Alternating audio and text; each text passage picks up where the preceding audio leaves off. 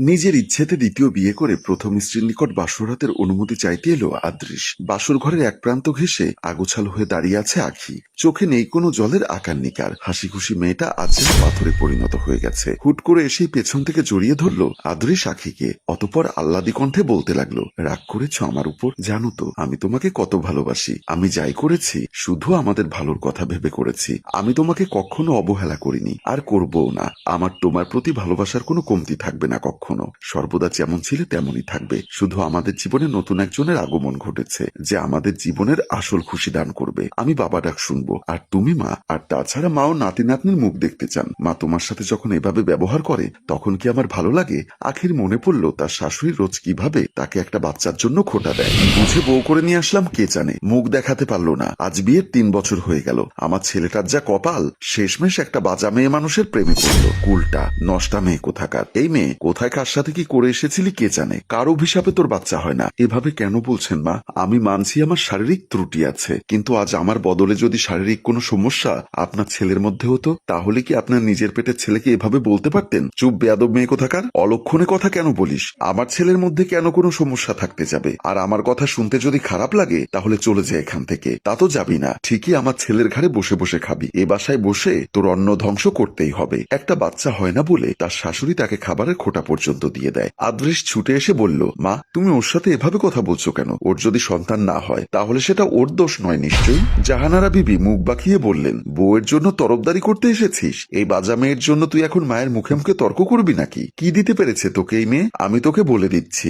এই মেয়েকে কিন্তু আমি ঘরে রাখতে পারবো না। তুই আর একটা বিয়ে কখন করবি বল, আমি তোর জন্য মেয়ে দেখবো। আমার কিন্তু নাতি নাতনি চাই। কার দোষ আর কার দোষ না সেটা বুঝতে গেলে আমার বংশধর আসবে না। আমি সব দিকে বিবেচনা নিয়েই আমি পদক্ষেপটা নিয়েছি। সত্যি বিশ্বাস করো, আমি শুধু তোমায় ভালোবাসি। আর তাছাড়া ও তো তোমার বেস্ট ফ্রেন্ড। ওকে বিয়ে করার মাধ্যমে ওর সমস্যাও দূর হয়ে গেল, আর আমাদেরও এই সামান্য বিষয়ে মন খারাপ করে থাকলে চলবে? আমার লক্ষ্মীটি আমার সাথে রাগ করে থাকতে পারে না, আমি জানি। তাই এবার মন খারাপ করে না থেকে আমাকে অনুমতি দাও। বাসর ঘরে অন্য একজন যে আমার অপেক্ষায় বসে আছে। এমনিতেও অনেক কিছু সহ্য করেছে জীবনে। এখন যদি তুমি রাগ করে থাকো আর আমি ওকে অবহেলা করি, তখন ওর কেমনটা লাগবে বলো? তাই অনুমতিটা দিয়ে দাও। কথাগুলো শুনে গা জ্বলে উঠলো আখি। কেউ কতটা বেহায়া ও নির্লজ্জ হলে এমন কিছু আশা করতে পারে কারো কাছ থেকে? রাগে অভিমানে নিজের থেকে ছাড়ালো আদৃশকে আখি। ধাক্কা দিয়ে সরিয়ে দিল খানিকটা দূরে। অতঃপর বলল, লাইক সিরিয়াসলি আদৃশ, তুমি বাসরাতে যাওয়ার জন্য আমার অনুমতি নিতে এসেছো, অথচ বিয়ে করবে তাও আমি জানতাম না। কাকে বিয়ে করেছো সেটা তো আমার জন্য সারপ্রাইজ রেখেছিলে। I am right baby. কত ভালো তুমি,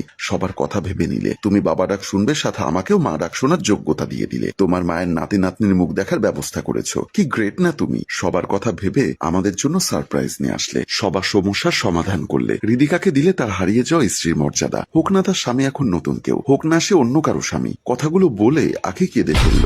আখি তুমি ভুল বুঝছো আমায়। আমি কিন্তু সব আমাদের ভালোর জন্যই করেছি। না, ভুল কই বুঝলাম? এটা বলতে পারো যে আজ প্রথম বুঝতে পারলাম তোমায়। ইস, কথাটা কেন আগে আমার মাথায় আসলো না? আমিও তো পারতাম তোমাকে এভাবে সারপ্রাইজ দিতে, নতুন বউকে বিয়ে করে নিতে। হয়তোবা তোমার বাচ্চার মা হতে না পারলেও তার বাচ্চার মা ঠিকই হতে পারতাম। তখন তুমি বাবা ডাক শুনতে আর আমি মা। আখি ডোন্ট শাউট আদৃশ। যে কথাটা শুনতেও তোমার খারাপ লাগছে, সেই কথাটা মেনে নিতে আমার কতটা খারাপ লাগছে আন্দাজ করে নিতে পারছো তো? কথাটা শুনে চোখ লুকালো আদৃশ। আখি চোখের জল মুছে ছুটে গেল বেলকনির দিকে। পেছনে আবার কারো উপস্থিতি টের পেয়ে বলল, আমাকে বোকা ভাবতে এসো না আদৃশ। মা বাবার পরে কেউ যদি আমায় ভালো করে জানে সেটা হলে তুমি। আফসোস একটাই, এত বড় একজন উকিল হয়েও নিজের জীবনের ন্যায় অন্যায়ের পার্থক্যটা ভুলে গেলে। শরীরের নতুন চাহিদা মেটাতে পর করে দিলে সব পুরনো সুন্দর সম্পর্ক, সব সুন্দর ভালোবাসার অনুভূতি। আজ একজন ডাক্তার হয়েও আমি একটা বাচ্চার জন্য এমন নাটক দেখতে পাবো কখনো ভাবিনি। জীবনে প্রতিটা ধাপে তুমি আমার সাথে ছিলে আদৃশ। প্রতিটা ধাপে নতুন ভাবে আমার বিশ্বাস জয় করেছিলে।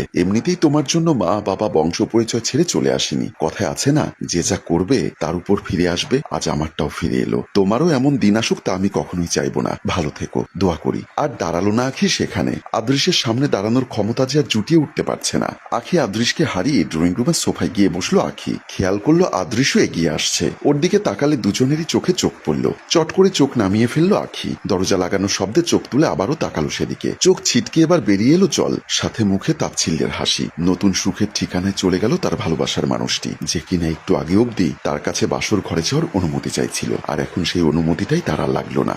আদৃশ এসে বিছানায় বসতেই হৃদিকা বলে উঠল, নিশ্চয়ই আখি রাগ করেছে তাই না? করবে না? এমন জিনিস কেউ কিভাবে মেনে নেয়? এতটা সহজ না। কিন্তু আমরাই বা কি করবো আদৃশ? মনের উপর তো আর কারো জোর চলে না। আমরা নিজেদের অজান্তেই একে অপরকে ভালোবেসে ফেললাম। তাছাড়া তাছাড়া তোমাদের বাচ্চা হচ্ছে না এর কমতি আমি পূরণ করে দিতে সক্ষম, আর তোমরা বদৌলতে সমাজে আমার সম্মান বাঁচালে, এতে তো ওর কোনো সমস্যা হওয়ার কথা না। আমরা তো একসাথে মিলেমিশে থাকতে পারি যেমনটা সবসময় ছিলাম। তোমার তো এ বিষয়ে কোনো সমস্যা নেই, কিন্তু ও কেন মেনে নিচ্ছে না? এমনটা জানলে আমি কখনোই বিয়ে করতাম না তোমায়। কথাগুলো বলে শুধু শুধু হেঁচকি তুলে কান্না শুরু করলো ঋতিকা। তাতে বুকে মোচড় দিয়ে উঠলো তার নতুন স্বামী। আরে কাঁদছো কেন তুমি? সবার মানসিকতা তো এক হয় না, আমি ওকে ঠিকই মানিয়ে নিব, তুমি চিন্তা করো না। তাছাড়া কান্না করে এত সুন্দর রাত নষ্ট করতে চাও তুমি? এসো একটু আদর করে তোমার সব কষ্ট মিটিয়ে দেই। অতঃপর আদৃশ তার নতুন বউকে নিজের কাছে টেনে নিল। এখনো সেই বন্ধ দরজার দিকে দৃষ্টি স্থির রয়েছে আখির। দরজার সামনে এসে দাঁড়ালো সে। ভেতরে হয়তো চলছে এক সুখের খেলা, রঙিন স্বপ্ন বুনছে নতুন দাম্পত্য জীবনের একজোড়া নরনারী। কিন্তু সেই নতুন স্বপ্নের রং আখির স্বপ্নের পোড়া ছাই দিয়ে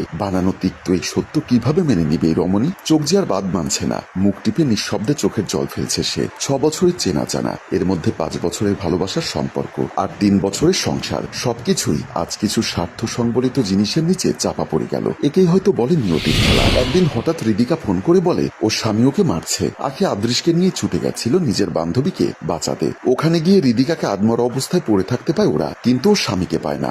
ঋদিকাকে ওরা হসপিটালে নিয়ে যায়। কিছুটা স্বাভাবিক হওয়ার পরে ঋদিকা বলে ওর স্বামী যৌতুকের জন্য ওর উপর প্রায় জুলুম করে, আজকেও নাকি ওকে মেরে বেরিয়ে গেছে। তখন ঋদিকা প্রেগনেন্ট ছিল, সেই মারে সে তার বাচ্চা হারায়। আখি রেগে গিয়ে বলে আমি ওকে পুলিশে দিব, আমার বান্ধবীর সাথে এমন ব্যবহার আমি মেনে নিব না, তুই কিছু ভাবিস না, আমি আছি তোর সাথে। আর ঋদিকাকে ওদের সাথে ওদের বাড়িতে নিয়ে আসে। ঋদিকার ডিভোর্সও আখি নিজ দায়িত্বে করায়। তারপর থেকে ঋদিকা ওদের সাথে থাকতে শুরু করে। আদৃশ আর আখির সম্পর্কের ভালোবাসায় কোনো কমতি ছিল না। দুজন যতই ব্যস্ত থাকুক না কেন, দিন শেষে দুজন দুজনের জন্য ঠিকই সময় বের করে নিত। কখনো দুজন আর ঝগড়া হতো না, একে অপরের সাথে সবকিছু মিলিয়ে নিয়েছিল ওরা। কখনো কোনো অমিল বা অমত থাকতো না।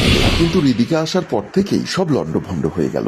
বেশ কয়েকদিন ধরে আদৃশের মধ্যে খাপছাড়া একটা ভাব লক্ষ্য করতে পারছিল। আর সবকিছুতেই আখির কোনো না কোনো দোষ খুঁজে বেড়াতো। এটা ওটা নিয়ে ঝগড়া শুরু করত, যথারীতি অবহেলা করতো ওকে। তাছাড়া যে একসময় নিজেই বাচ্চা নিতে চায়নি, সে হুট করে বাচ্চার আবদার করতে শুরু করলো। আর 6 মাসের প্রচেষ্টায় সে হাঁপিয়ে গেল। বাচ্চার জন্য তার নতুন বিয়ে করতে হলো, তাও ঋদিকাকে। কথাটা ভাবতেই তাচ্ছিল্যের হাসিটা আরো প্রখর হলো আখির ঠোঁটে। চোখে জল নিয়ে পাগলের মতো হাসতে লাগলো আখি। মা বাবার অবাধ্য সন্তানদের পরিণতি হয়তো এমনই হয়ে থাকে। ভালোবেসে বাবা মায়ের অমতে বিয়ে করেছিল তারা, আজ হয়তো তাদের অভিশাপে তার জীবন অকুল পাথরে তলিয়ে গেছে। সম্মানিত ভিউয়ার্স, আপনাদের কি মনে হয় বাবা মায়ের অমতে বিয়ে করলে কি আসলে সুখী হওয়া যায়? যদি গল্পটি ভালো লাগে তাহলে অবশ্যই শেয়ার করে দিবেন। ধন্যবাদ। গল্পটির ভাবনা ও পরিচালনায় অভি, ক্যামেরায় শিহাব এবং প্রযোজনায় মঞ্জুর মোর্শেদ। ধন্যবাদ।